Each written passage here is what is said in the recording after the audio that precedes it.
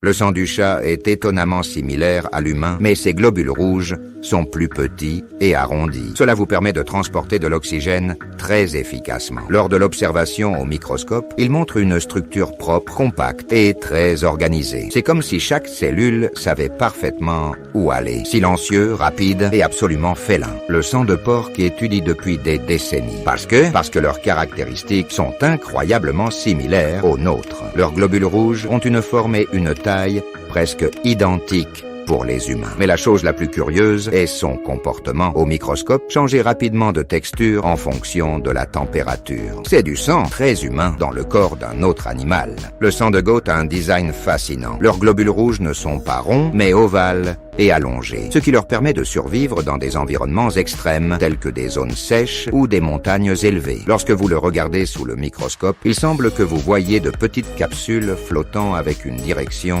et un rythme. Un sang fait pour résister et s'adapter. Bien que les rats soient petits, leur sang est incroyablement dynamique. Ils ont un métabolisme rapide et cela montre leurs cellules sanguines se déplacent rapidement, groupées, comme si tout se passait à une vitesse accélérée. Au microscope, l'activité cellulaire est intense, presque frénétique. C'est comme voir un système d'alerte constant, toujours prêt à survivre. Le sang de grenouille est unique parmi les animaux que nous verrons aujourd'hui. Leurs globules rouges ont un noyau, quelque chose que les mammifères n'ont pas. Cela leur donne une forme ovale avec un point sombre au centre. Au microscope, ils ressemblent à de petits yeux flottants, vous regardant d'un autre monde. C'est l'un des sangs les plus primitifs et plus choquants visuellement. Les poissons ont du sang adapté à un environnement totalement différent du nôtre. Leurs cellules sanguines ont également un noyau et sont plus grandes et plus claires. Lorsqu'ils les observent, ils ressemblent à de petits ovales brillants en suspension dans une substance plus fluide et transparente. Ce qui est fascinant, c'est comment votre sang réagit à l'oxygène dissous dans l'eau. Un système simple mais élégant. L'aigle a besoin de puissance et d'efficacité. Son sang le reflète.